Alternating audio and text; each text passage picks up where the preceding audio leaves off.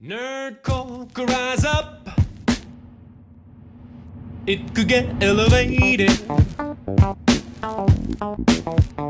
Nerdcore could rise up.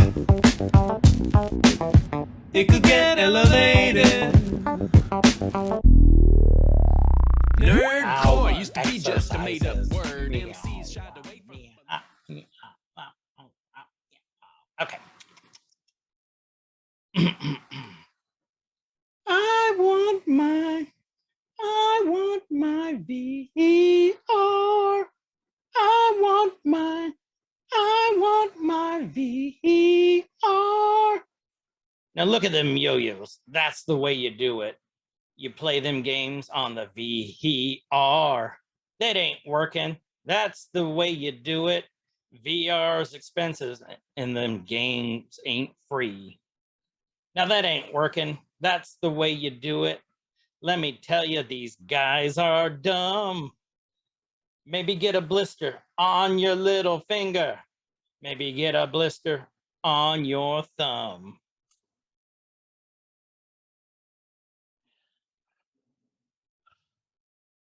That was I'm smiling. virtually okay. Virtually decent. You're almost a virtually-oso.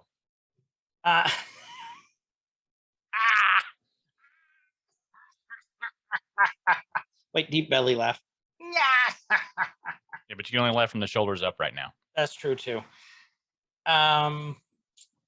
We can't, if you're watching this, we'll go over this here in a sec. If you're watching this, this is a special episode. Special. Because welcome to Every Man's Guide to Nerddom, where we are two 30 to 40-something-year-olds who talk about pretty much whatever we want. I'm Chris. And I'm Kyle. And if you guys want to hang out with us live and in person, not in how you see us right now, because this is a special episode. If you're just listening, you need to find the video. You need to find the video because we're doing something special. But, I'm so excited I can barely stand it. Oh, you're barely here, aren't you? If you guys want to hang out with us live and in person, we do stream Chris doesn't here lately because he's injured. But under normal circumstances, health issues aside, we stream every Friday and Saturday night together on Twitch. You can find Chris over there under Guyver Unit 01. It's GYVERUNT01 on Twitch. And then I'm KSIG, K_SIG on Twitch. We stream community games on Friday and Saturday night with listeners like you. The community. We play spooky games, indie games, party games. Here this last weekend, we've been playing the new Evil Dead game. Yep. It has been a lot of fun. Probably my most enjoyable release day gaming experience of my life. Sad panda. Very sad panda. I was more excited about this game than anyone. Well, I curbed my enthusiasm for new game releases because I've been burned so many times. No, I get you, but I'm just saying I was more excited about this Evil Game Dead than anyone. How long have I been talking about it? A year? Months. Well, since it got announced. Announced a year ago. But we're doing something different today. Oh, also, join the Discord. Join our Discord. Links down in the show notes. Discord's free. That's where we coordinate all the community gaming nights. There's channels in there to discuss, anything and everything that can be, fall under general nerddom, I guess. Yep. If there's something that you guys want to talk about that we don't have in there, let us know. First, you have to join to see, what there is. Be a joiner. Join the Discord. Like and follow our shit. I went blank. Like and follow all of our stuff. We have a Facebook page. We've got an Instagram page. That's a good way to find updates. We update a lot in the Discord, but we also have the fun pictures on the Facebooks and the Instagrams. Yep. And a new way to look at it too is you can watch our videos on YouTube and Spotify also Mhm. has a new video feature. So Yep. you can watch what we're doing on Spotify now as Yep. well. So follow us on all that stuff. Stay up to date. Every listen, like, follow, all that stuff helps get us out there a little bit and find some new nerds to reach and To touch, to touch. I want to touch all the nerds. nerd touch. Why does it feel less creepy saying that when we're not using our real faces? I don't know, because we're bare avatars right now, and look at my cheeks. Simulated. Well, today, what are we talking about today, though? Today we are To talking explain about why we look like we do. well, when a mommy panda and a daddy panda love each other, Oh, that's why we look like what I feel like my avatar's adopted. Barely. What we're talking about today is virtual reality or VR. We'll briefly touch on like AVR and stuff, but we're mostly talking about what we're concentrating mostly on today is virtual reality in gaming. Yeah. Because I have a VR headset and Kyle recently got a VR headset. So now he has been all about the VR lately when he's not sick. And we'll talk about that too. From the VR. It's a thing. And we're going to talk about that. I just realized something. Yes. Since we're talking about VR, avatars and stuff, I'm like a kind of a grizzly-ish bear, and you're a panda. Uh-huh. I don't think we did that on purpose, but we are a very inclusive podcast. We are a very inclusive podcast. I am the Far East bear. Mm-hmm. And you are Nanook, bear of the north. Mm. Strong, proud. We're having way too much fun with this. You really just at least check out the video for 3 seconds. Yeah. Because we're morons. So we're done. Like Chris said, I just recently acquired a VR headset. It's not my first like go at it, but the first time being an owner. Played around on Chris's before when we went up to visit and do the families merging thing and everybody hanging out. And I did okay there. But now like having my own, now we can kind of interact. Our kids can interact. I think, we kind of want to talk a little bit just on the onset, and then we'll go into the history of VR a little bit, just the draw. And we're going to speak from our own personal experiences of why. I mean, it's been a thing that, we're a little older, but a thing that has been like, we've been waiting for good VR since the 90s. Mm-hmm. I remember the first time I seeing anything that remotely made me think that home VR would be a thing is Virtual Boy way back when, and we'll talk about it a little bit. I forgot about the Virtual Boy. Yeah. How could you forget about the I never got to use one. I never got to use one either. Mm-hmm. They looked cool. Their controllers were that Virtual Boy controller was like ahead of its time. It's basically looks very similar to like an Xbox and PlayStation controller now. But like VR's been around for a while, but like we've been waiting for it because we're nerds. And we don't have a lot of money, so we've been waiting for it to get affordable because it used to be thousands. Millions of dollars. Millions of dollars. I'm over accentuating all my words so my avatar's mouth moves more. And it looks way bigger. Yeah.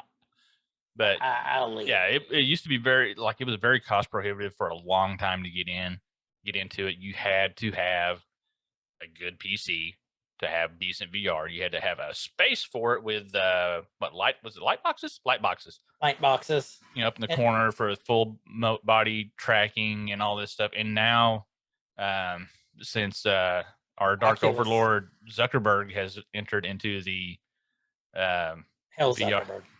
All hail Zuckerberg, has entered into the how long ago was it? Like 4 years ago, 5 years ago, whenever the first Oculus. I don't know, because there was also the Oculus Go after that. So I would say I really don't know. I would say maybe 5 years. Within the last 7 years, we'll say. That sounds good. That sounds good. That it's made it affordable and accessible. Where you don't have to have it tethered to a PC, Which is awesome. You still can, and to really fully take advantage of it, you want to, but you don't have to. There's plenty of good content, like standalone, just on the Oculus 2. We both have Oculus doses ourselves. Like Resident Evil 4. Mm-hmm. Yeah, there's which is hard as hell, by the way, in VR. Yeah, but so much fun, like throw the gun around. And anyway. Yep. But there's the accessibility is there. You can play it at home. You don't have to have almost a designated room just to be able to use it. It can be anywhere. That's what's the beauty of it. You can play and you don't even have to move. You can play it sitting down. You can play it, although when you play it sitting down, you go in as the shortest person, like David the Gnome size. We found that out the other night. I was I was like a wombat or something. I don't know. You were a hyena. Yeah, I was like. We found that out when I was playing Phasmo that first time too. Oh yeah.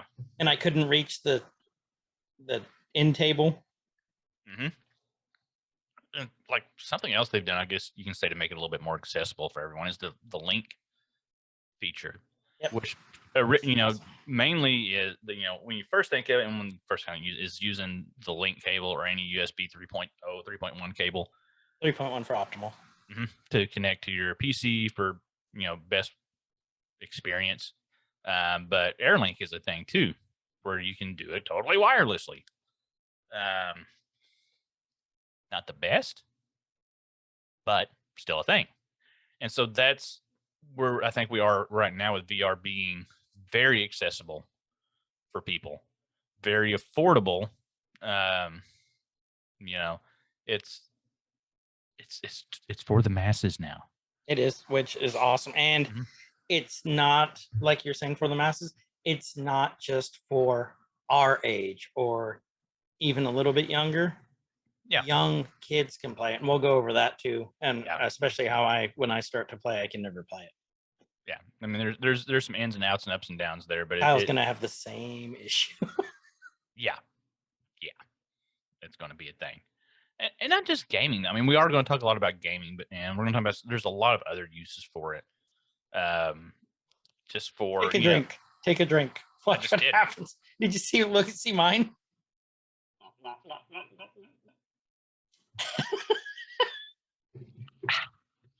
Tasty Dr. Pepper. Tasty HTOT. So let's talk about our own personal draw to it. And then, like, you guys listening, if you have a set, please let us know in the Discord. We need more virtual friends. We need a lot more virtual friends. I mean, we love each other, but Chris here gets injured a lot, so we always need somebody on the IR to fill in on the games. That's fair. I mean, it's twice in 12 months. That's fair. Well, one wasn't my fault. Still counts. The other one, well, I guess the other one was kind of my fault because that was voluntary. My poor panda boys. Poor panda boys. So what was your draw? Like, we'll just I've always wanted to play it, and you always see these really fucking cool, and I'm not gonna lie to you, YouTube was a big factor. Yeah. Watching these people play the VR games, like the Five Nights, the FNAF games in VR, and like just some of them, it just looks like a lot of fun. Rick and Morty, I'm like, that would be a lot of fun. And this is something that I can, and here's the other thing is, I'm like, I can share this with my kids. This is something that we could do together, not necessarily together, unless I throw down another 400 for a headset, which I'm not doing right now. But I'm like, okay, this is something that we could all share, and maybe I can try and get my kids into something nerdy that I like. So, we have a little bit more shared interest, because the older that my older one's getting, the less she's wanting to do stuff that dad does, or if I think it's cool, it's automatically not cool, and she won't even look at it. And I'm in her phone as basic dad. That's fair. That's fair. Barely. Oh, Oh. But yeah, I think that was the biggest draw. Like I've always wanted a VR headset. It's always looked cool. Then now that it's affordable, I'm like, okay, let's take the dive in, and this is something cool. And not gonna lie, I'm like, okay, this could be something that we do on stream too. That would be a lot of fun. Yeah. That was another factor. Not gonna lie to you on that one. Well, that was part of mine of wanting to get it, and now just kind of going through the hassle, making sure you get it to work right. Letting you finish working out the kinks. Wait. We'll rely on Kinetics. He's got it down pretty well. Yeah, that's true. Yeah, like I say, mine was, it has always kind of been in the back of my mind, and I still kind of, and still to this day, I don't feel it being very. It's more mainstream than it was. It's more, like we said, accessible and ease of use is there. I don't see it being like a dominant thing in gaming for a long time, if not ever, because it's just like anything else. You have pros and cons. You still have limitations and things you can do, but the things that you can do are really fun. You kind of got you do have to wade through some stuff here and there, some content that's just like filler stuff, but it's fun, and it's not.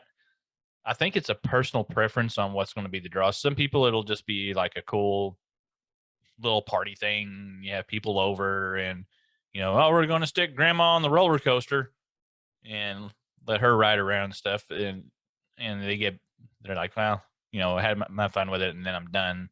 You see a lot of them, on Facebook Marketplace and stuff for resale. Yep. People that just used them a little bit and didn't like them. I mean, I got a hell of a steal on mine. I bought mine secondhand and got a freaking deal.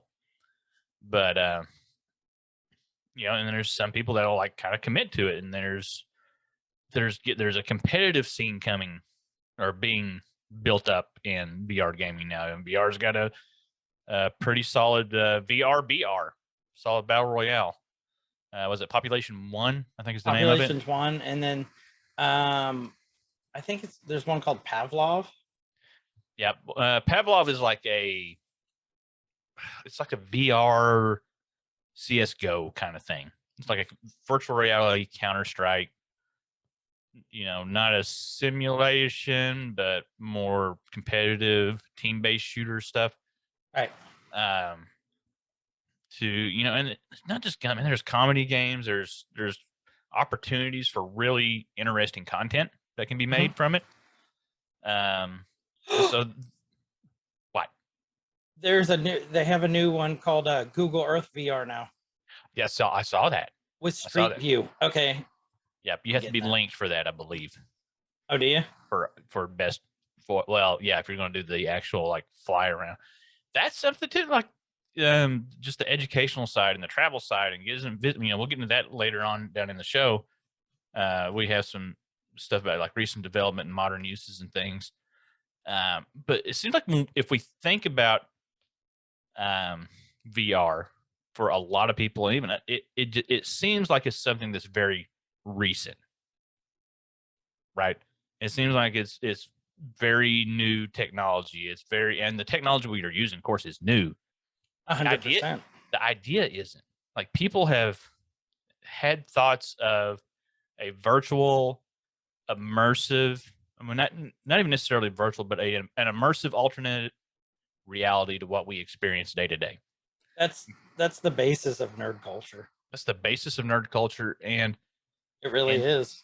And VR has its roots in that escapism, in that need to experience something outside of what we normally experience in our day to day. And for hundreds of years now, like there's been that thought, there's been that desire to experience something different than what we just see, and like going back to the I pulled a lot of stuff off of VR.org, right? Looking at like the history and things of VR, and like going back to like the 19th century, were just several immersive full 360-degree murals, panoramic paintings. Right. That can kind of be viewed as like an early attempt for in the creation of an environment that someone can just get lost in and immersed in. Like you're I can see here, that. yeah. And at the time, it would be freaking amazing because you're used to just seeing a flat picture on a wall or a mural on a cathedral ceiling or whatever, but something that you can like step into and walk around in. It would have been mind blowing at the time. It would have. Keep going. I'll be right back. Okay. As time kind of went on, there were stereoscopic viewers that were developed like in the 1830s. And this is big. There was research by Charles Wheatstone that found that the brain processes, and this is like the basis for how we experience VR now, that the brain processes two slightly different images from each eye. So, that's where you have to have that, the two lenses, stereoscopic, two, that each eye receives two different images, and those images combined is what allows us to see and experience our real world in three dimensions. And so this led to the development of actual stereoscopic viewers in the late 1930s, like Viewmasters. There was an early flight simulator in 1929. It's called the Link Trainer, named after this developer Edward Link. And who also had rescued a princess and looked for a Triforce. Well, this is the Link in the past. Link of the past. To the past. Okay. Yeah. To the past. Okay. Yeah, that's where there's actually, oddly enough, in the notes I have no links to this part, but direct links. Yeah, he developed the first flight simulator, and of course, it's not going to be like the multi-million-dollar full motion rocking fuselage. Not what we're used to now, but yeah. But for the time, it was cool. It had apparently flat flannel. Words are hard. I can barely get them out.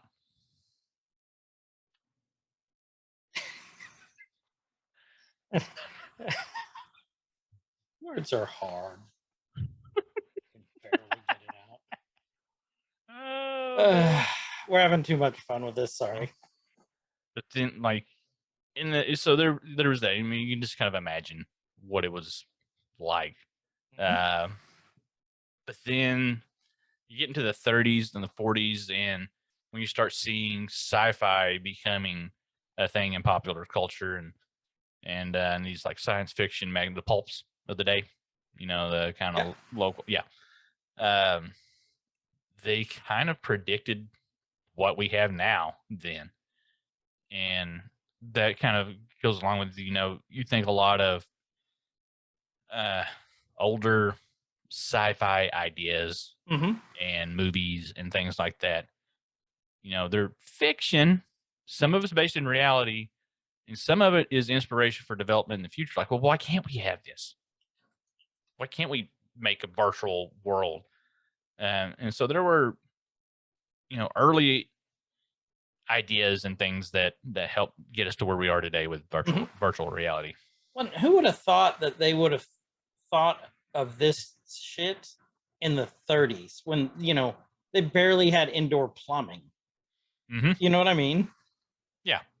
Like, it's just mind-boggling to think that they could have not really predicted, but hoped, I guess is the word. Yeah. Or what the future could have been like. Well, I mean, even in the 50s, we started seeing the development of supercomputers. Right. It's something that, like, I knew this. I just never really thought about it.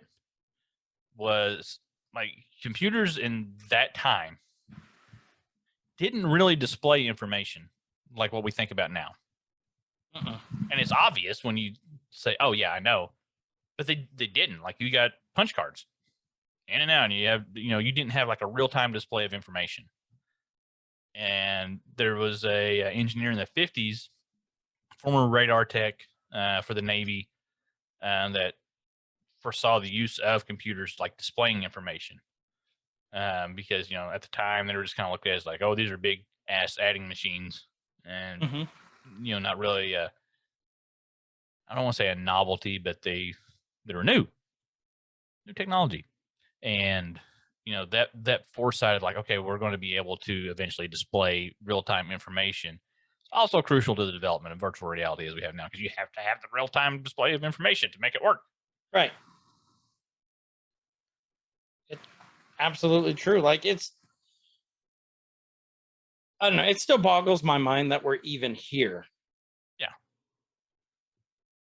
Well, because 10 years ago, I wouldn't have predicted that you and I would have been hanging out in my virtual house, messing with a virtual crab. Mm-mm. I mean, it's just mind-boggling to think how much we've progressed in even 10 years. Mm-hmm. Where VR is affordable now, and it's just a lot of fun. Now, and something I'm just like, because technology is constantly evolving, and we look back and we get nostalgic about things. Well, in 20 years, we'll be nostalgic about these times of VR, I think, because we look back and we think of how exciting it was to play something where a little pixelated frog hopped across a road and tried to avoid cars flying across and trying to hit it. Like, oh, this is so much fun. This is so cool. And we look back at it now and like how simple, it was. And we still, I think we're able to still recognize and appreciate the entertainment value that we had of it then. It can still be fun, but it's very rudimentary when compared to what we do now in gaming. Right, exactly. Right. And we talk now about like, oh, how cool and immersive this is. Like, think about the first time you played Virtua Fighter. Right. Oh, that was awesome. Yeah. Like, look how cool and realistic this is and the things that you can do. And, you look at it now and say, that's kind of rough around the edges. Didn't age well. But we remember how cool it was at the time.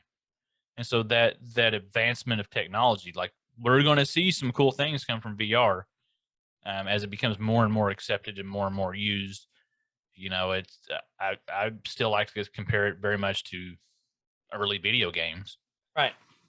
Not hugely accepted.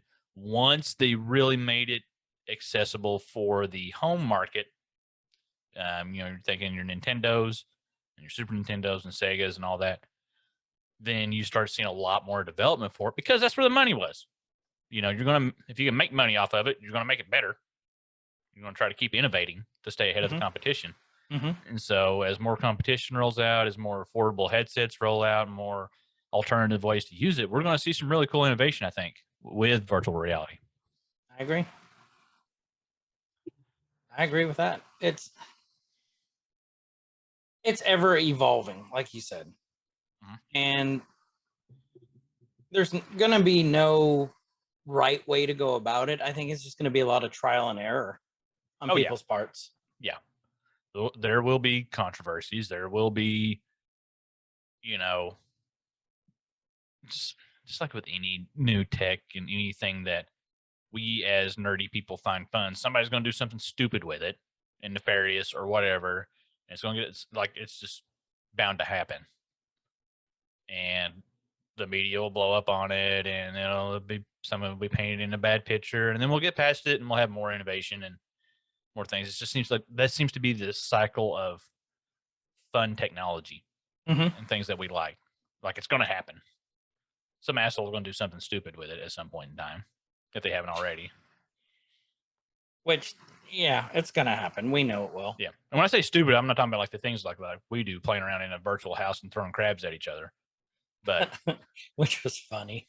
Which was really funny. I won't go into the detail of the stupid things that could happen. Just use your imagination. You're probably right. You're probably right. Mm-hmm. Whatever it is. Whatever it is, yeah.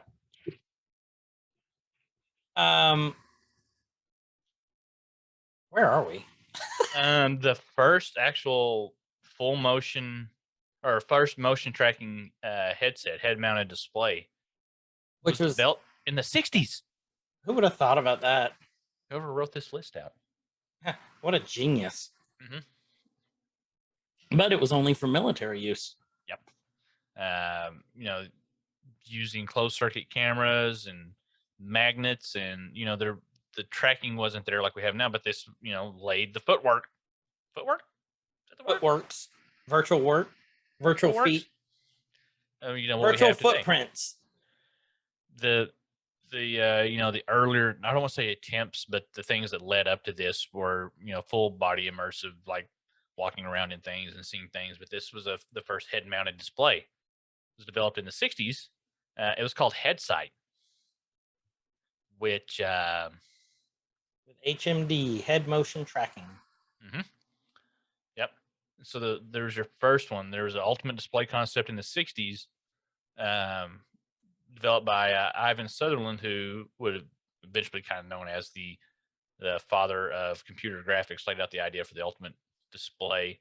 It would use head-mounted devices and computers to render a realistic interactive world with accompanying audio in real time. And so that wasn't even a thing like thought of, like, okay, well, we also have to have sound. We don't just have to have pictures. We need both. This next one you put is really interesting. Okay, go ahead. The sword of Damocles? It sounds so D&D. Yeah, 100%. Well, and that's around the right time frame too. You must find the sword of Damocles, if we're pronouncing that right. Sutherland and his student Bob Sproul introduced the sword of Damocles, an HMD connected to a computer that was primitive VR and augmented reality headset. This is the part that I find really interesting. The weight of the headset required it to be mounted to the ceiling and users strapped into the device. It's like an Iron Lung, or it's like an Iron Maiden. Run for the hills. That's a heavy metal reference for you. It's an Iron Maiden reference. That's right. The graphics were primitive wireframe renderings, but who gives a shit? This was 68. Yeah, it would have been mind-blowing. It would have been like Virtua Fighter for them. For those people. For them people. Yeah. Government took interest Sutherland in his ideas with NASA, the Department of Defense, and the National Science Foundation, and CIA funding his project. So they could see the government even then was thinking about cyber warfare, I'm thinking. Yeah. Cyber warfare, training purposes, there's it's a safe training environment. You can shoot at and get shot without getting shot. Which is amazing in itself. Yeah. I don't know. That just kind of boggles my mind. You know what I mean? Yeah. Next one you have on here is artificial reality. Myron Kruger? I'm with Kruger. I like Kruger better. Computer artist who is now identified as one of the first pioneers of VR and AR researchers, coined the term artificial reality. Yeah, because we didn't actually get the term virtual for like several more years. Yeah. Well, because the gap is 69 here to 85. So the 70s were just not a good time for computers. They're all like tripping on acid and strapped to headsets on the ceiling. A little war happened. There's a war. War were declared. War declared. He used the term to describe the interactive environments he developed: glow flow, metaplay, and psychic space. It's led to video place, a VR glow flow, metaplay, a VR lab at the University of Connecticut. Unlike other attempts at VR with HMDs at the time, Kruger artificial reality used video cameras, projectors, and specialized hardware for use in a room. So it's kind of almost like a early Vive. Yeah. Like a full room, full body tracking. Or HTC. So I don't know. This kind of stuff's just fascinating to me, just because it's like, how do you even come up with this concept? Well, years of wanting and wishing. I mean, you can see it like going back to the 80s, like, and even before then, if you really want to dive it down and get into a argument over philosophy or semantics or however you want to look at it, like, we've been immersing ourselves in alternative and virtual worlds forever. All our lives. all of our lives. Well, just like the as soon as humans realize that they can put ideas to paper or stone or whatever, and once you started like the idea of fiction writing came about, we've had a want and a need to immerse ourselves and disappear and escape to another world. And this is just a branch of the continuation of it. Right. And just with the development of technology allows us to experience it in different ways. Do it. We like we're kind of getting up into the 80s now in the history of it. And this is where it like really starting to hit its stride of how we know VR now. VR gets a name, actually called virtual reality. The introduction Which of is personal awesome. Yeah, the 80s we saw the introduction of personal computers. You're starting to see computers in homes now, the Apple IIe's and things like that. I think the Apple IIe was the first one I actually remember using. Not in my home. We had them in the classroom, little Oregon Trail action. Yep. But dying in dysentery took on a whole new meaning. And I'll tell you what else we got in the 80s, which I consider almost like a VR or a wish for VR. Tron? Yeah, exactly. Ha! I knew it. Yeah. Well, I mean, think about it. Wouldn't you think it's a early wish for VR? I think it's early wished or just definitely influenced by the development of it. And that goes back to kind of like what we were talking about earlier, the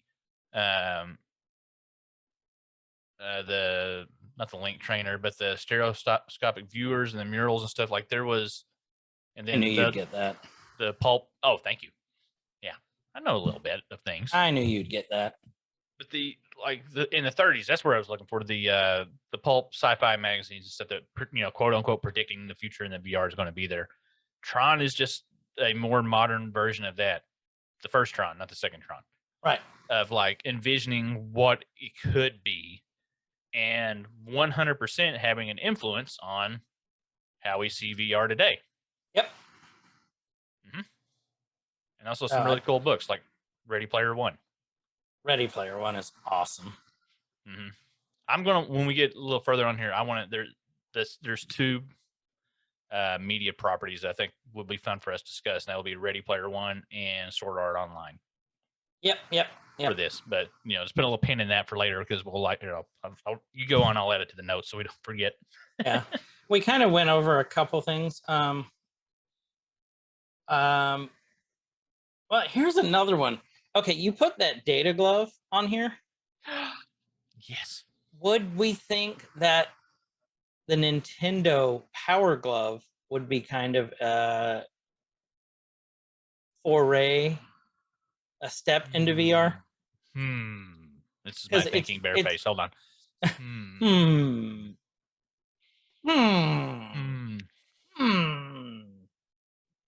I would think so. I would think so, yes. Maybe not in the traditional sense of actually escaping into the reality, but as an input device that some as of an those IO ideas, device, that were adapted later on, then yeah. Or what was the movie? That it was in the 80s or early 90s. Okay. What's it about? The kid was playing the wizard. Yep. Did he bust that out at the end? Yep, he busted the Power Glove. Man, my arms don't move. That's where they introduced Super Mario Brothers 3 before it came out. Apparently, California. I'm trying to really be motion, move around and stuff for this because I'm some of this is excited and I talk with my hands anyways. But apparently, Zoom is not Second Amendment friendly because we don't have the rights to bear arms. It's so stupid. Just bare heads. We're just bare heads. We only bare heads. Whoop. Is that cute? Oh, we're not on Twitch. We're okay. Yeah.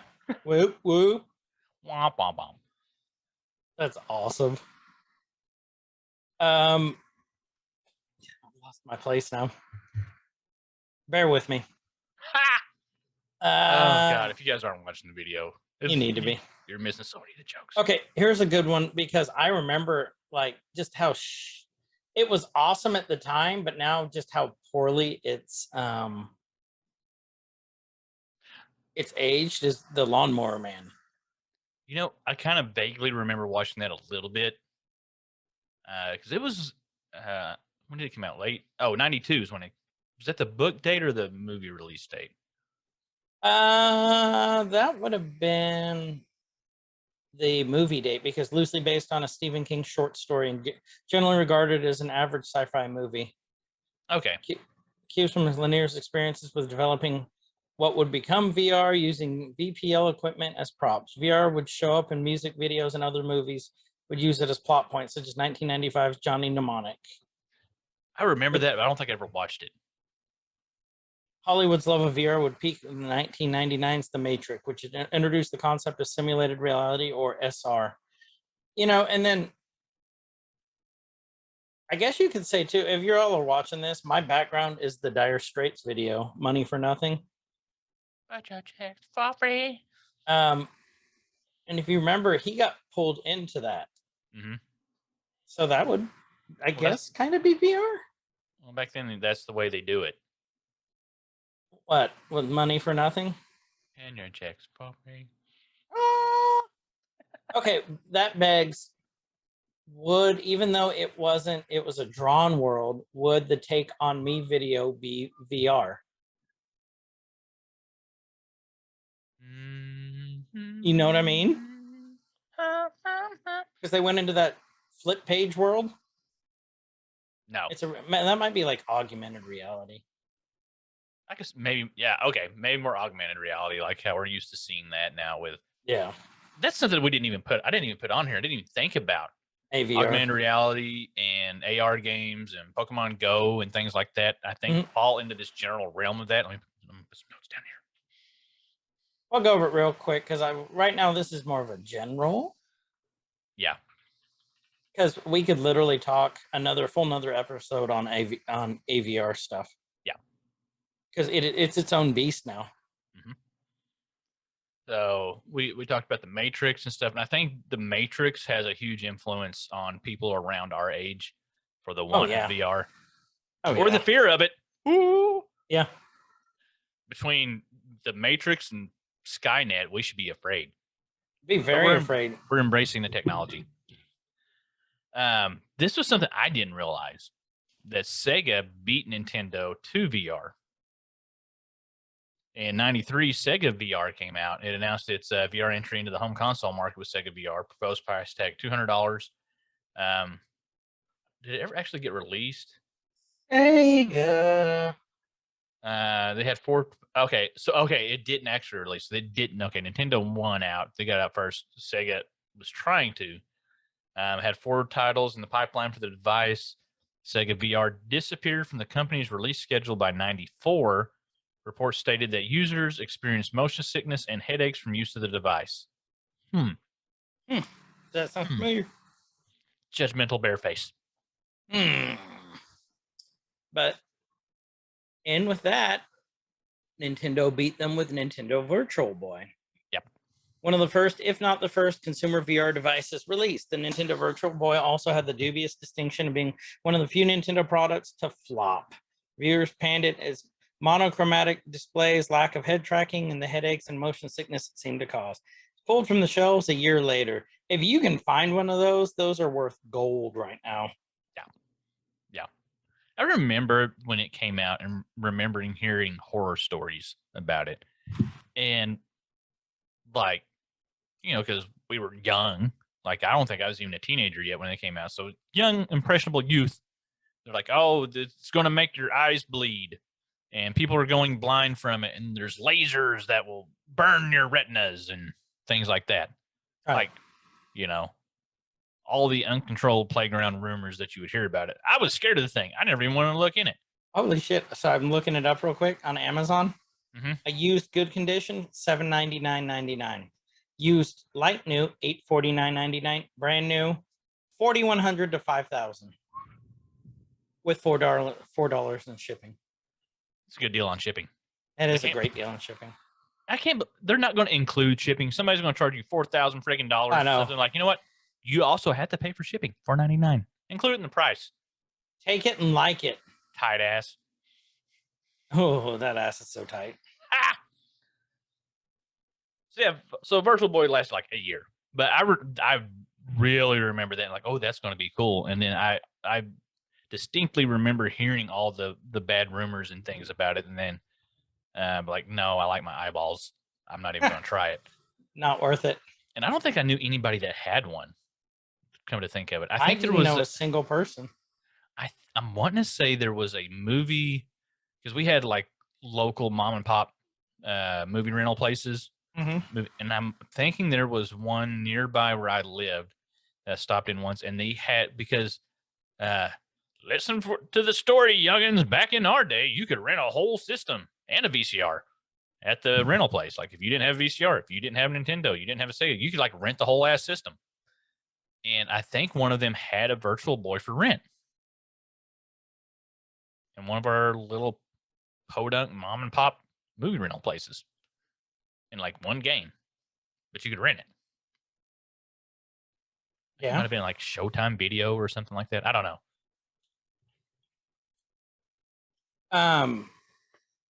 I don't know anyone who had one.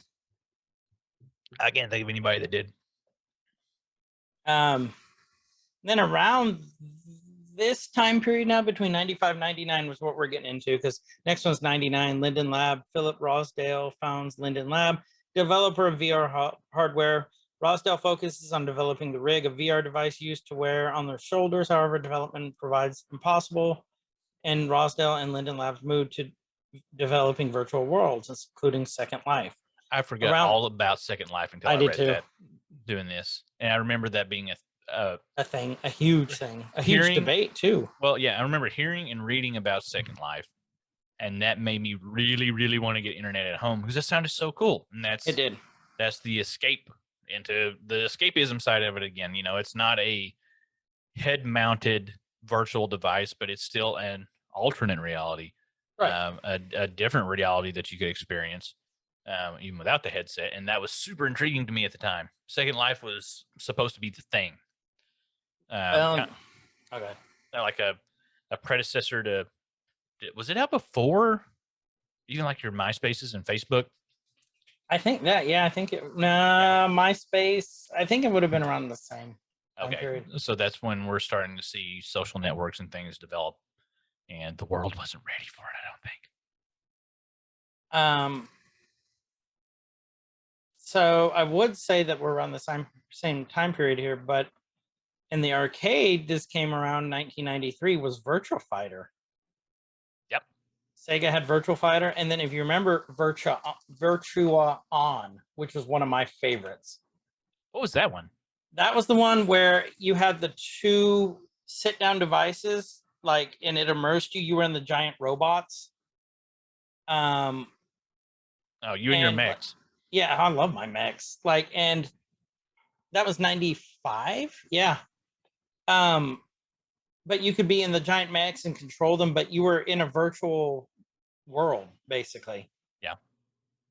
Oh, I think I kind of remember that. Yeah, and like the two giant things you had to sit in, and it had the double controls. Yeah, you had the twin joysticks. Yep. And so, like, yeah, I mean, it's amazing. And then, you know, as you get later into current stuff too, then you have like the Google VR or whatever that is, the cardboard, which I don't consider VR personally. Oh, the things that you pop your phone behind and it's a cardboard box. Yeah, they don't really work well. I played around with some phone-based headsets where you just like drop your phone in and you make the adjustments, and they just don't work well. I never, you know, your mileage may vary, listeners. You may have had one that like, hey, it worked out really well. Yep.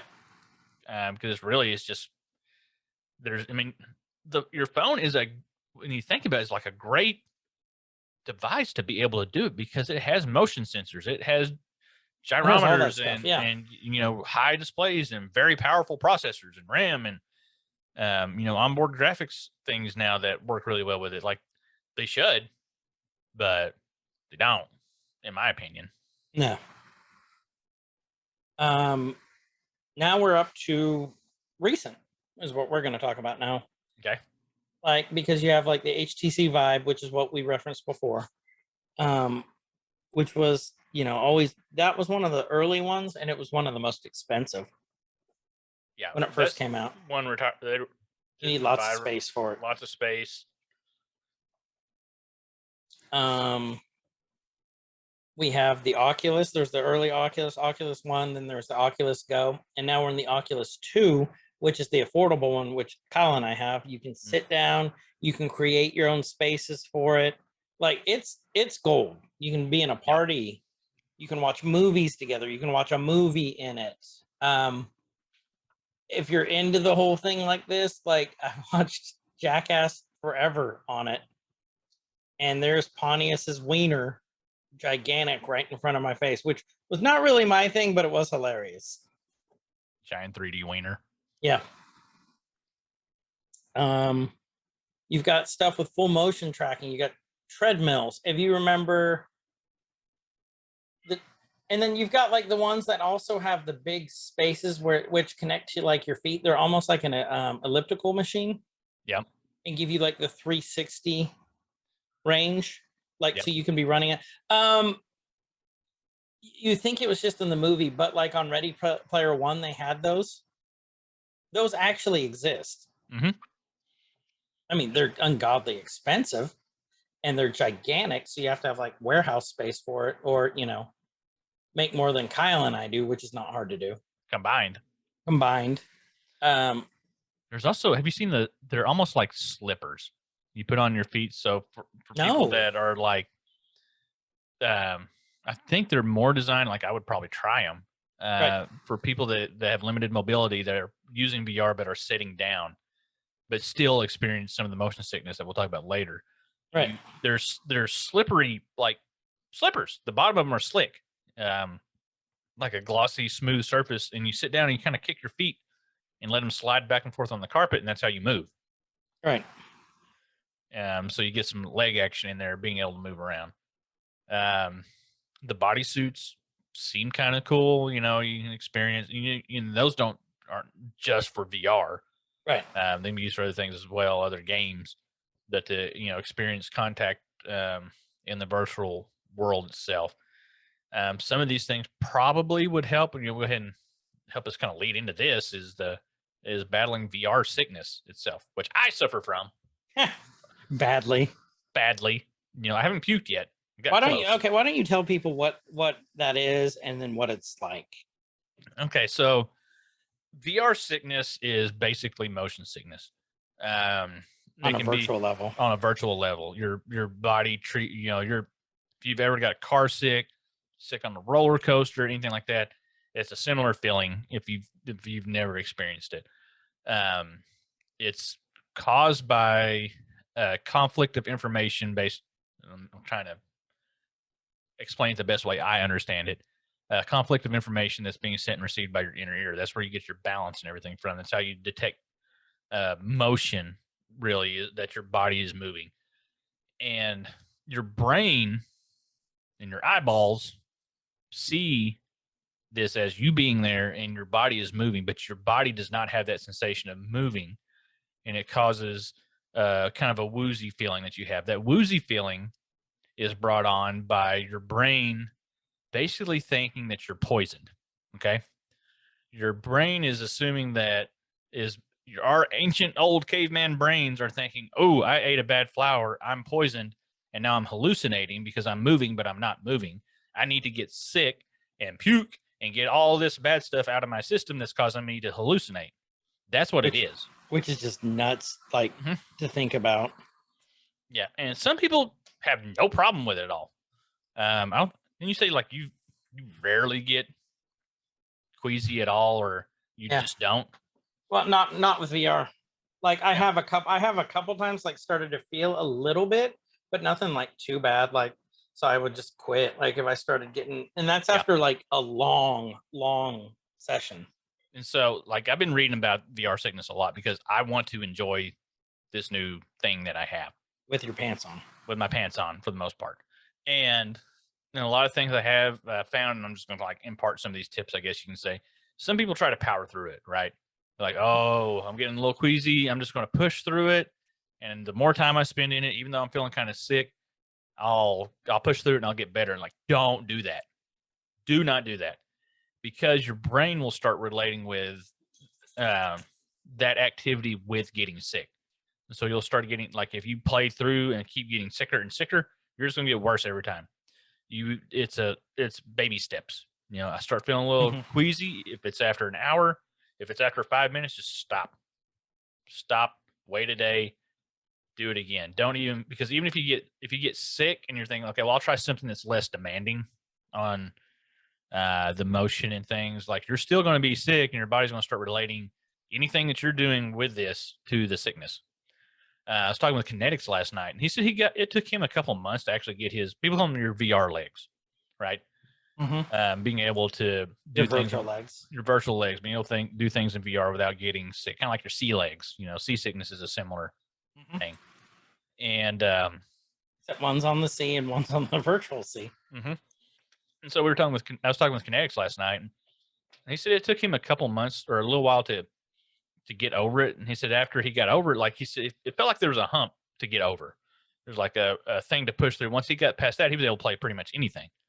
He would only get sick after super long sessions. But then he took some time off, like 2 months, and then popped it back on, started playing again, got sick after about an hour. And he said he was like down for 3 days. Like, it put him down. And so it's just like anything that we talk about that we tend to enjoy that pulls us out of the real world. Moderation is key still. Oh yeah. I will still vouch for that. It's okay to have binge sessions. It's okay to, you know what, I got a day to kill. There's a new game out that I really want to try. I'm going to drop a day into it, but not doing it all the time. No, it's just not healthy. You can't. Yeah. You don't want to live for this as well. You don't want to live there. No. Do you want to be a bear for the rest of your life? No. Well, making this face is going to get stuck that way. I kind of do. I'm adorable. You look like the saddest panda ever. Aww. Well, it's better than being sexual harassment panda. That's true. That's true. You know what else I was thinking about too? That was in the mid 90s. That kind of dealt with VR. What? You remember the Saban, the guys who did Power Rangers? They had one called VR Troopers. I don't remember that. I thought you were going to go with like Reboot for a minute.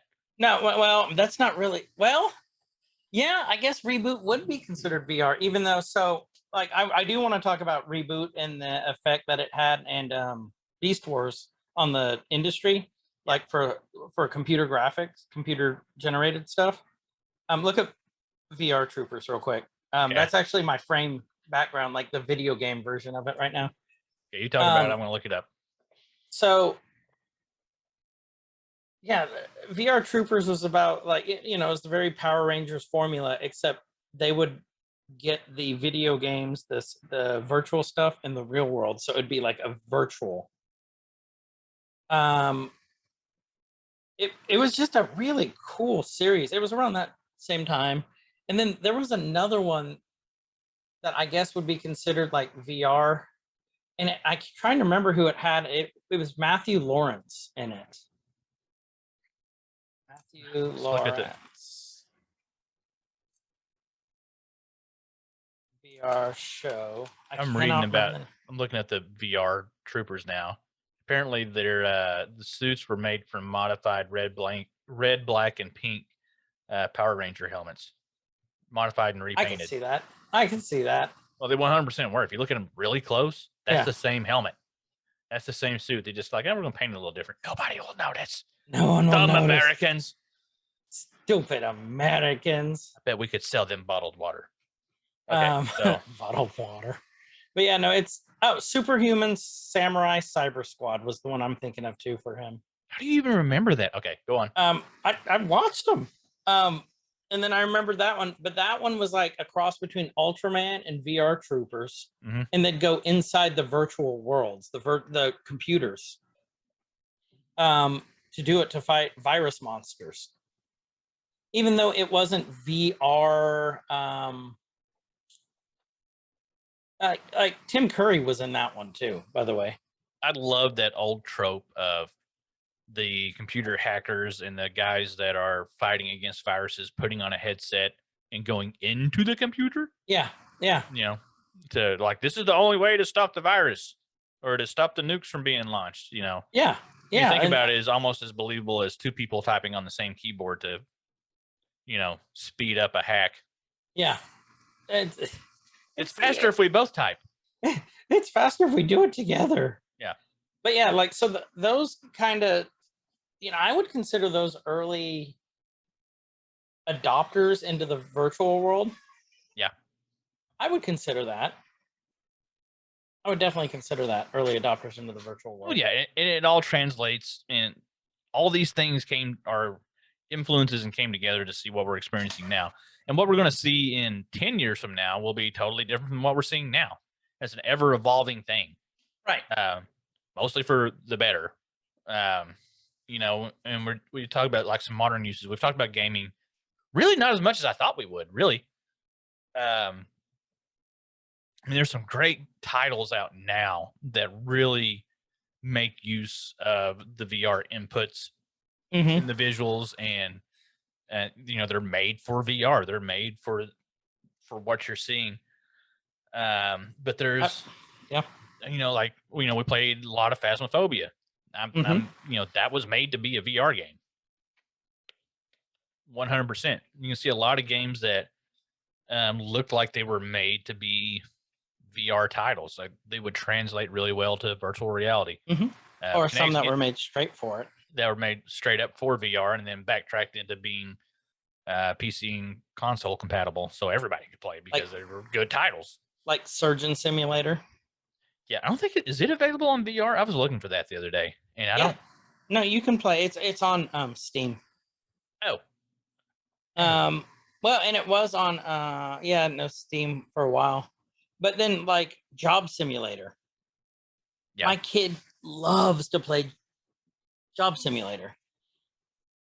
Isn't the premise of that like computers have totally automated the world so much to a point to where actually pretending to have a job is a form of entertainment, and that is the form of entertainment is playing out the form of entertainment? Yeah, I mean, I would go with that. Okay, that's how I understood it. But yeah, and my kid loves to play it because I think it's hilarious because, like, when you're doing in the garage fixing the car, you can grab the can of oil and have your guy drink it, and then he throws up. Lessons learned. And you have to learn them virtually. That way you don't have to go into your own real garage and really drink oil and then puke and go to the hospital and learn that way. Like, oh, the game taught me that drinking motor oil is bad. Well, and then there's like another one, Hello Puppets VR. I've got this one on my list because it's creepy as hell, but it's made for VR. Like the game is amazing. So you're looking that one up now, aren't you? No, I'm sitting here thinking, like, that just clicked in my brain. I've thought about it before, and this is something we could probably do a whole thing on, is these it's always kind of been a thing, but it seems like it's more prevalent now with horror games and stuff. The things that seem like they would be geared towards, like, they have a child playtime theme to it, right? Right. Like kind of cuddly, friendly, you know, I think like Poppy Playtime stuff. Yeah. And then it's just this, it's the child's play theme to it. You know, it's like, oh, this cool kids thing. Oh God, it's terrifying. Like there's a lot of that lately that I don't know if that's just like our generation. I think it is. Dark, twisted, whatever. I love them. I do absolutely too. love them because that's some of the creepiest stuff ever. The stuff that's supposed to be innocent and fun, and then it turns out like, oh, it wants to chew your face off. Yeah, I love those.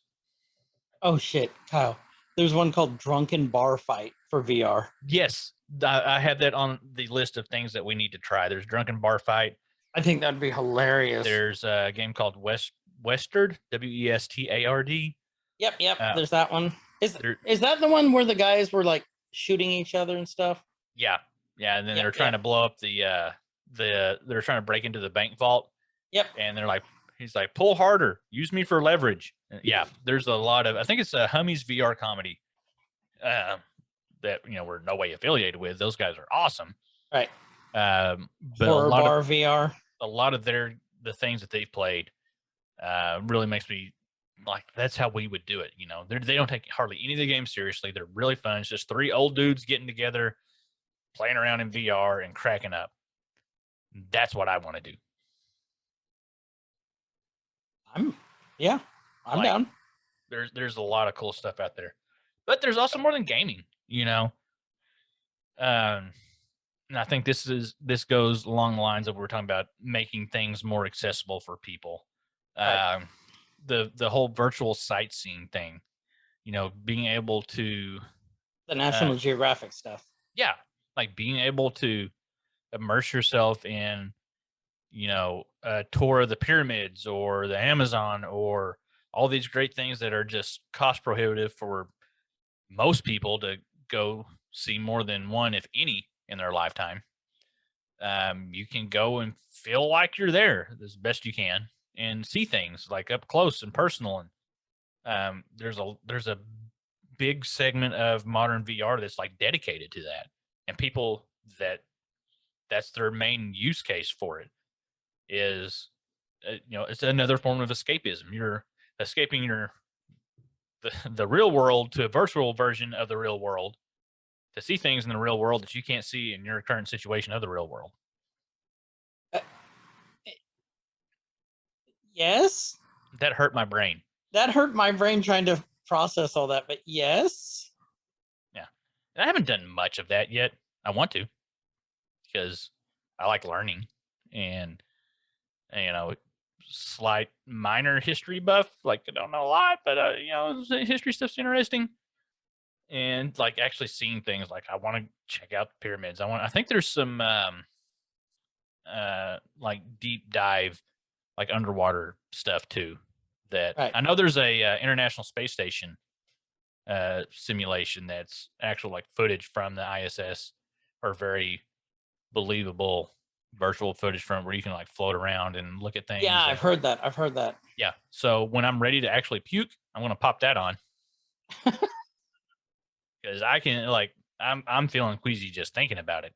So I'm sure, like, I'll just have to get the bucket ready. Pukey bear. I can't wait to get that text from you. Well, I threw up all over the dog Bleh. and the children. Yeah, it only happened once. Then we'll learn to stay out of the area of effect. Your AOE. Mm-hmm. Yep. Oh, Dad's AOE puke attack. Bleh. Well, and then this leads us into another great one. So yeah, we've got it in education too. Like, we're looking into, I know our district's looking into like VR headsets for virtual learning. Yeah. Just because you got to look for different ways to get the kids involved. And it's becoming affordable, like we said now, where you can actually get that. And yeah, I just think it's a really cool opportunity. I know that our football team is using some sort of VR thing, and so is our athletic trainer and his interns. They have like this virtual stuff that they use for like virtual clinics, basically, to practice. Like, really cool. I can see. So it's becoming really big in the education environment. Like, I can see that from the, it's like, starting to get traction. The athletic side too, because I mean, there's 360 video, there's full range video that allows you to like move through environments and things. I could see that on the athletic side from like play analysis. Right. And, you know, instead of watching just, you know, you and 40 other sweaty dudes sitting in a locker room watching game film, you can pop on a headset and actually put yourself down on the field. And I'm thinking of like football here, and like move around and like see what's happening in the play from so many different angles. Right. And make, you know, that you know, if the NFL is not experimenting with that already, I'm sure they will. Now here's another really big one. This hits more closer to home because we just talked to Eric Lee about this. If you remember, he designed a lot of his stuff in VR. He did VR sculpting. So that's another one. You can design stuff in VR and then make it reality. early adopters of this, like Eric Lee, Tony Stark. Yep. Yep. The great Tony Stark. The great Tony Stark. May he Because rest I in think, peace. yeah, may he rest in peace. Because we all watched him. Remember, he put on his little glasses and started designing. Yep. It just, so you could create a 3D building, like, because I know we have a game called 3D Sculptor, and you use like virtual clay. Yeah. And you can create all sorts of stuff. I mean, granted, I create a giant dong. Of course. I expect nonetheless. But you have to. It's your duty as a man to do that at least once. Yeah. But it's just kind of cool the stuff you can do with it, and like there's a virtual painting one, so you could like put a picture in there and see what it would look like. So I could see it like in architecture, like, okay, so what would happen if, instead of actually putting paint on this wall, let's digitize it, put it like in interior VR design stuff. Yeah. Mhm. Like, see how this would look. I think that would look, I think that's an untapped market. Yeah. Something that, and like you were kind of talking about this before too, with like the distance learning stuff, that I think this is 50-50 if it'll go this way, if we'll start seeing this as the go-to thing, as the virtual meetings and the virtual meeting rooms, where it's you and a bunch of avatars sitting around in like a virtual boardroom having a meeting, or a more casual setting, talking, collaborating and stuff. That gets touted a lot. You watch, any VR productivity videos, or read anything, like there's a lot about that. I mean, I guess it's better than having a Zoom meeting, because you're sitting there and you can look around or whatever. I don't know if that may catch on. That's one of those things, like, to me, is iffy if it will catch on as the go-to thing. I think it's just a matter of time at this point. I can see it more like you're talking about for the distance learning, because that's going to, make the kids more interested, involved. Well, think about it. If they made it to more realistic avatars, which is coming, instead of like the cute panda or cute grizzly bear. Yeah. If more like the realistic, like in Ready Player One. Yeah. I could totally see that being a meeting thing. Like, okay, we're meeting across with our counterparts in Japan right now, in New Zealand. You know what I mean? Just plop on the headset. You can't see my hands. Plop on the headset, and boom, there you guys are. Yeah, you can see that. I mean, we're like halfway there with Zoom meetings and stuff, and these meeting programs that you can use. I mean, you have virtual, almost said projectors. Shit, I'm old. Virtual screens that you can share your desktop and things with. You can scan your keyboard and you can see it there. There's virtual keyboards now. Yeah, that you actually type with, with hand tracking, which is awesome. Hand tracking's coming a long ways now, where you don't need controllers for certain things. And you can see the development happening with that one. I think that's maybe one of the next big things, is when hand tracking becomes really good. You're going to see a lot, and natural. It can't just be good. You have to be able to have natural gestures and things. It has to come second nature for it to be heavily adopted, I think. Right. Where just anybody that puts one on, it makes sense to do certain things with your hands to make certain things happen. Yep. So we were talking, now we kind of bled over into the social aspect, I think, too, a little bit. So you got like VR chat, what Kyle and I were talking about, which is similar. Like, one of the goals is we want to try and record an episode in VR chat. Yeah. Because we think it'd be hilarious. We got to figure out the logistics of that. But if anybody knows any way to do that easily and well, let us know. I've got a way. I think I know how to do it, but it's going to take some setup. But yeah, if you guys have better ideas, we're open. Yep. Here's one I actually I added on, but it's a big thing because I mentioned it to Kyle months ago, and he had mentioned that they were like some of the earliest adopters of VR. Porn in VR. Not that we're advocating watching porn in VR. Not that we're advocating watching porn. This is honestly from the tech the techie side of it. Yeah, which in Oklahoma you might not be able to watch porn coming up anyway.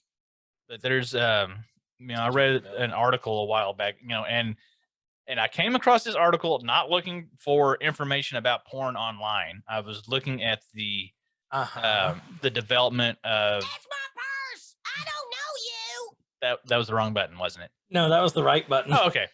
Because someone comes at you. I was gonna kick him in the ding ding. Right in the ding ding. And like, whether you believe me or not, I honestly came across this not looking for information about porn online. I was looking at keyword searches, not looking for porn online. Not looking for porn online. Was the development and the innovation of technology, and like the porn industry is actually early adopters for a lot of things. Which is nuts. You wouldn't think about that. Wait, like the hype. Maybe I should say this is nuts.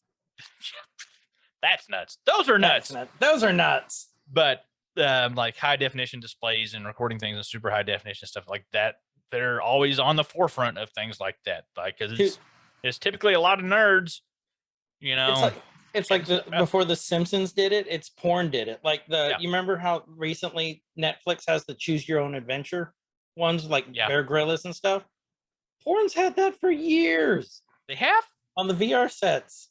Huh. Choose your own adventures.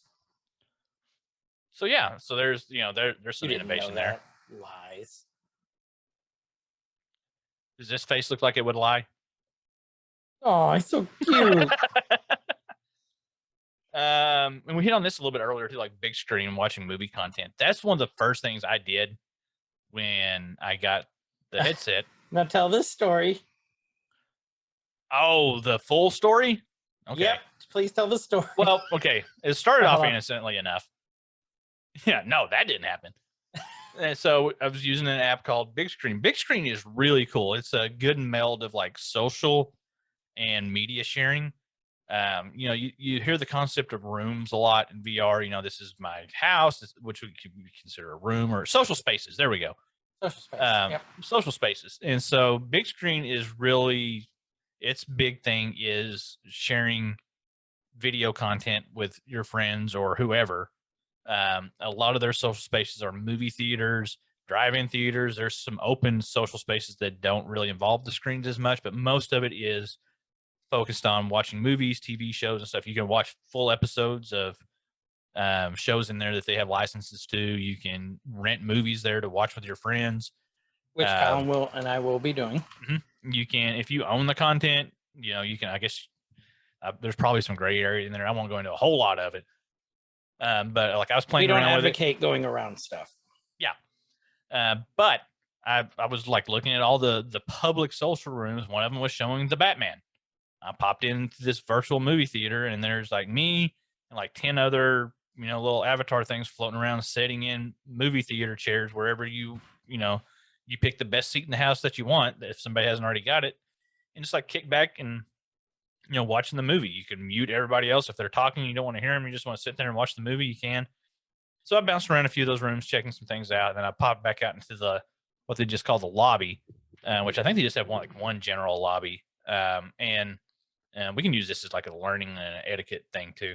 Let's go out to the lobby. It looks like a movie theater lobby, and floating around, there's all these different places you can stand. There's like one or two tables. One of the tables, there's some people sitting around, like 3 of them around this table, and there was like a woman from Louisiana, is what I heard her say, and then this guy from, I'm going to say he was from England, and they were discussing the differences in land ownership in the States versus England and how that process works. And it was kind of an interesting conversation. So I'm sitting there listening.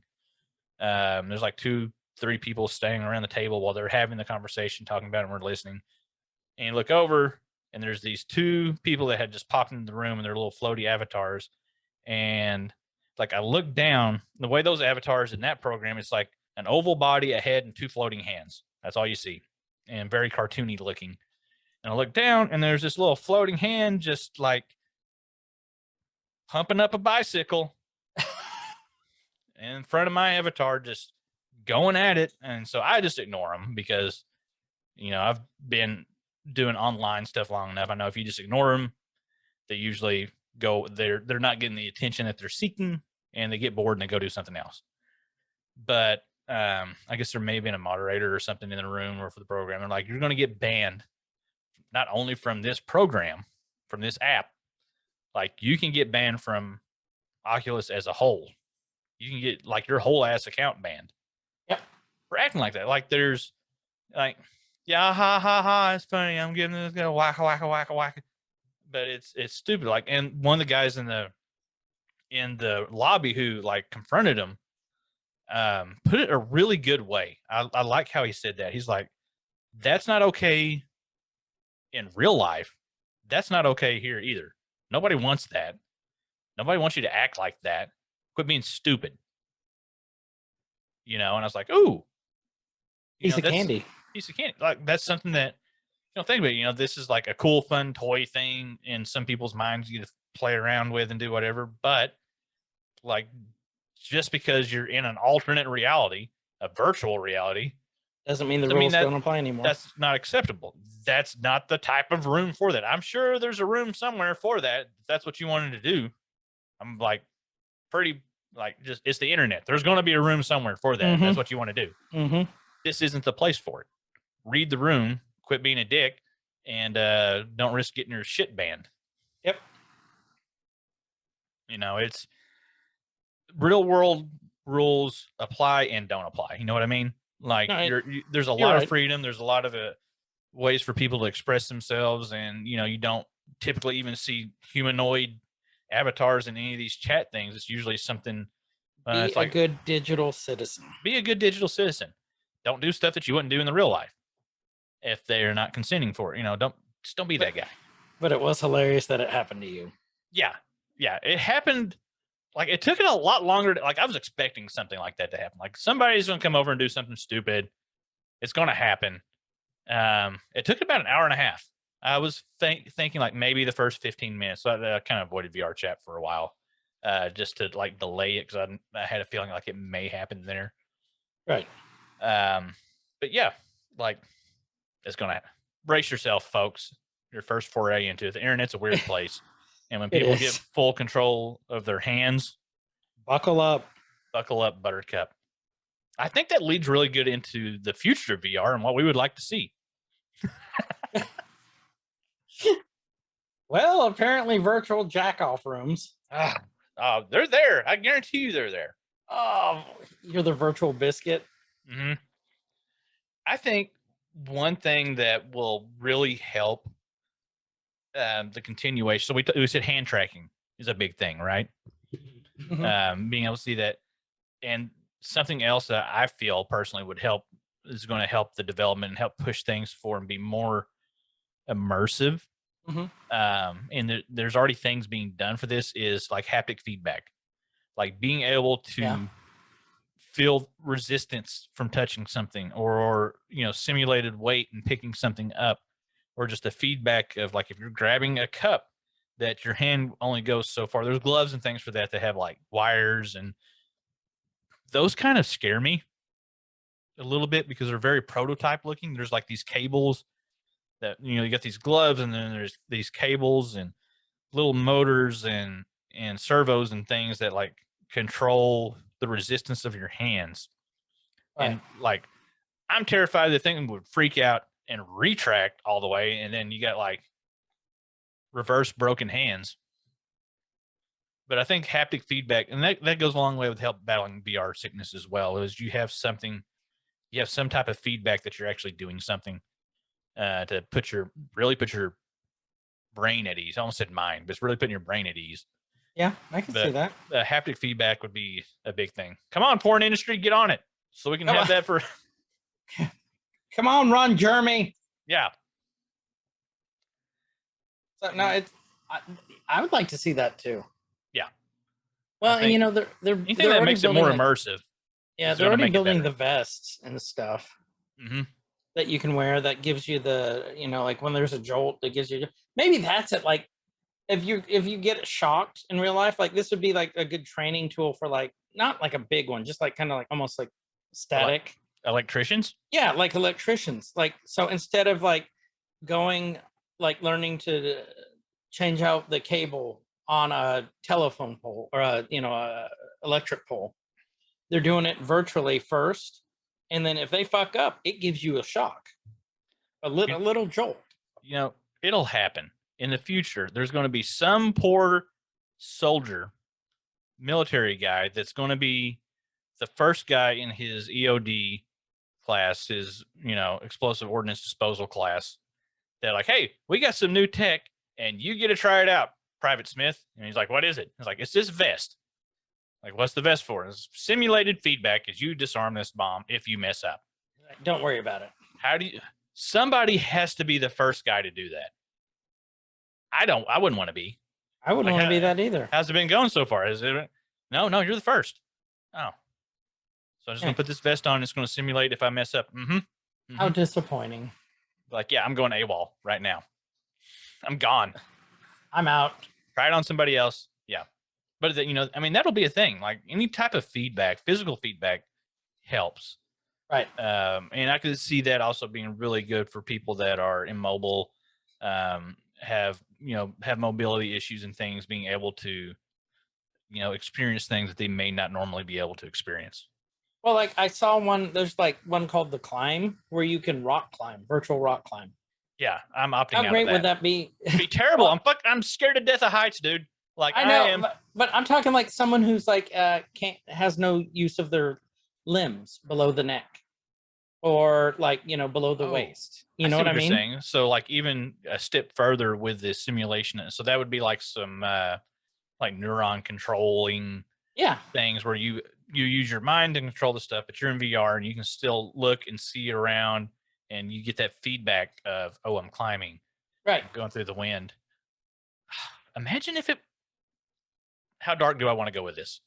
You go as dark as you want. This is our space. Like, it was like super real. Like, what if they are in that condition because they hurt themselves in a rock climbing accident and they fell? I'm like, okay, well, now you can experience what you loved in the past before you can climb rocks again. And then they slip, like the system crashes, and then they just go through this free fall again. That would be terrible. Oh, that would be awful. That would be, skydiving accident. Oh, you can skydive again. No. No, I don't want to. No. I don't want to Peggy Hill it again. No. Nah. So, God, I just remember that episode. Yeah. Onward is the other game I think you were thinking about too. Maybe. It's like a military. Oh yes, yeah. Onward's another one. Yeah.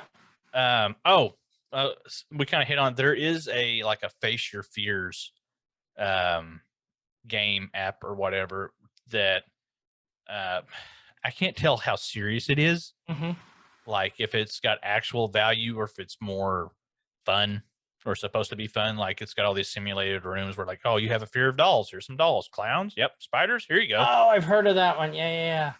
That it's being advertised as a way to overcome your fears in the real world. But I have my doubts.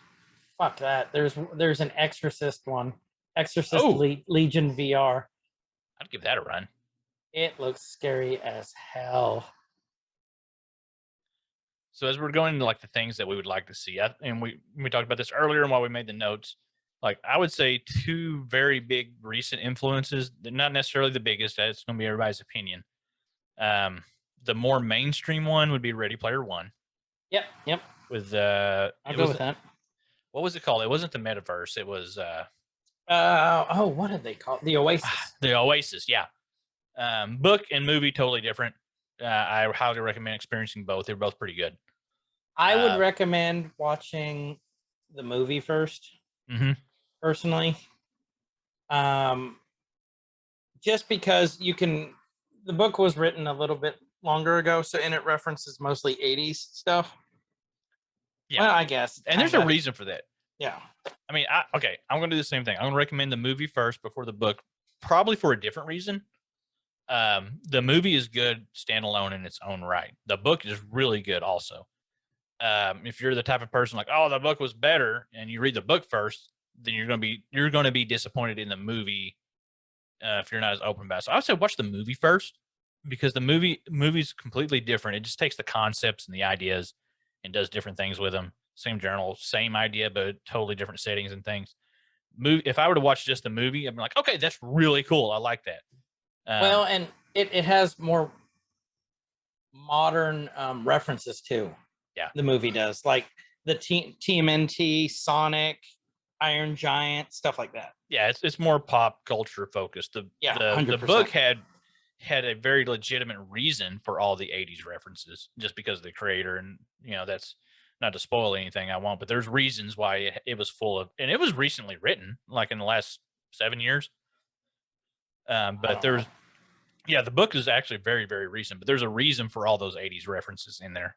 So yeah, that's a recent thing that's very metaversey, the Oasis, and where people were like, commerce was happening in this virtual world, education, and kids went to school virtually through the Oasis, which was the big VR world that you tapped into. It was a 100% alternate virtual reality to the real world happening in real time. And so that's both exciting and terrifying, depending on how deep you think about it. 100%. But still cool, and we'll see. I'm sure within the next, I would say 20 years, we'll see something very not as crap. I don't know. It's hard to tell. Technology advances exponentially and so fast. Mm-hmm. But there will be something to that effect. There already sort of is in some instances. I mean, with Second Life was an early attempt at it. There's been several attempts at it, but I think as VR gets better, then you're going to see those ideas from those early attempts that weren't like VR related make their way into VR. Right. I think another one that anybody that's a fan of anime and VR and MMOs and stuff, you've probably searched this already, is the closest thing to Sword Art Online available for virtual reality. I know I have. Like, is there actually a Sword Art Online game? There is, but there's a few games that are touted as more like what you would expect a Sword Art Online VR game to be than the actual Sword Art Online games are. Oh, gotcha. I don't think there's much actual VR content for Sword Art Online. Those of you guys aren't familiar, you need to go watch the series. They're really good. I love Sword Art Online. It's one of my favorites. The basic concept is near future, super hyped up VR MMORPG, virtual reality, massively multiplayer online role-playing game. So you think, in the simplest terms, it's not really a Skyrim type game. I guess it kind of would be. There's a lot of dungeon crawling and stuff, semi-medieval focused, but there's this huge build up for this awesome full body VR game coming out. Like, you had to have a set. Were they in a capsule? I think. Anyway, it was like on Sword Art. Yeah. It depends on what arc, because it was just a headset at first. It was a neural headset what they got trapped in, but then later on arcs in the series is when like Kirito was in the capsule, and they put all those people in the capsule because they couldn't feed themselves. Yeah, I think Gun Gale had the capsule too, if I remember. Yeah, right. and then Alicization was in that capsule too. I still need to watch that. I've watched up to Gun Gale, I think, as far as I've made it. So Alicization, it takes us into, that's for another time. But it's the concept of it is like people, like there's thousands upon thousands of people playing this game, and they get trapped in the game. You die in the game, you die in real life, and it's a really cool concept that I'm sure that people have thought about as nerds for as long as massively multiplayer online games have existed. Is like not just the thought of permadeath, it's the actual thought of it's like it's permadeath. Like, not only your character, like, you're done. Like, you better be really good at the game, or just sit around farming low level mobs for the rest of your life. 100%. Do you really want to live? Do you want to live in fear? Both. Yeah. So, well, with that, what do you guys think? Like, is there any VR stuff that you think we should have covered? Do you think that you want us to cover at a later episode? What do you think? Tell us, join the Discord, join the conversation, throw some ideas out there, give us some feedback. I mean, like and follow and subscribe to these episodes that help us kind of know what you guys are liking. And I mean, it's so cliche and cheesy, but it helps the algorithm. It helps just get it out there. We're trying to increase our listener base. Yeah, I mean, the more people that are involved, the more ideas that we get. The community grows. It really, we've made some really good friends over this slightly over a year journey into this. Mm-hmm. And so the more you guys that pop in, just hop in, be cool, hang out, make friends, and help us think of some things to talk about. Yeah. So with that, this has been Every Man's Guide to Nerddom. I'm Chris. And I'm Kyle. And wherever you guys are, please have a good evening, night, morning, whatever time it is, whenever you're listening to this. Chove. And please be good to each other. Nerd culture See ya. rise up. See ya. It could get elevated. Nerd culture rise up. It could get